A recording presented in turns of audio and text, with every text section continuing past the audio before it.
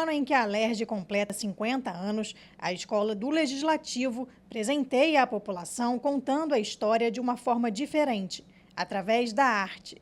Nesta quinta-feira, no auditório da Alerj, a palestra Representações Artísticas do Poder Legislativo no Brasil Republicano trouxe reflexões sobre como as imagens costumam ser utilizadas como evidência histórica. A palestra, aberta ao público e de graça, foi ministrada pelo professor da Alerj e doutorando em História, Douglas Libório. De acordo com ele, a ideia foi destacar a importância da arte como narrativa política e para a difusão de imaginários sociais. Porque a gente tem essa memória de capital, pelo menos desde a chegada da família real. Então, de certa forma, qual é a relação com a arte nisso? Quando a gente pensa em arte, a gente costuma pensar muito mais as representações do Poder Executivo.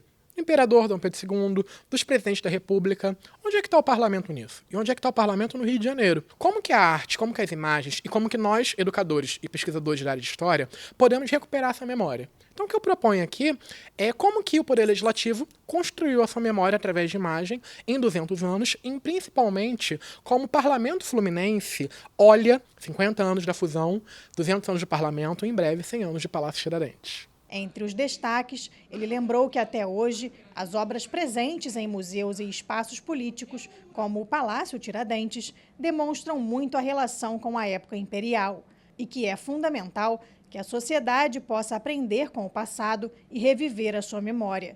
E encerrou exemplificando a eterna ligação do Rio com a capital do país. Ela surge inicialmente no período imperial.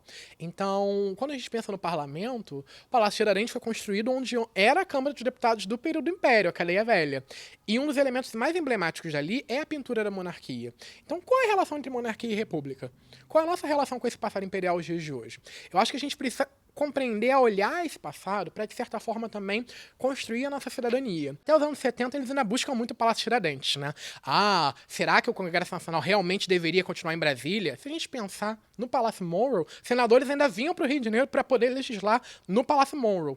Então, de certa forma, a relação Rio-Brasília, eu diria que ainda é uma corda, né, que fica sendo puxada. Eu sou suspeito para falar, mas eu acho que todo mundo deveria passar um tempinho no Rio para pensar como essa cidade ainda é a capital do Brasil.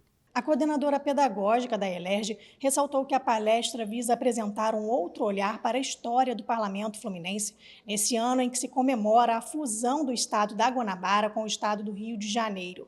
A ideia é contar essa história através da arte, na representação de imagens e objetos importantes. A gente quer falar de como a arte conta essa história.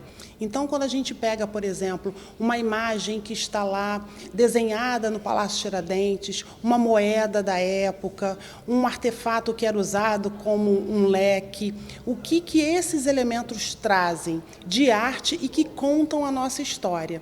Entre elas, a história do próprio Carnaval. O Palácio Tiradentes é um personagem importante do Carnaval, era a arquibancada principal dos cortejos carnavalescos.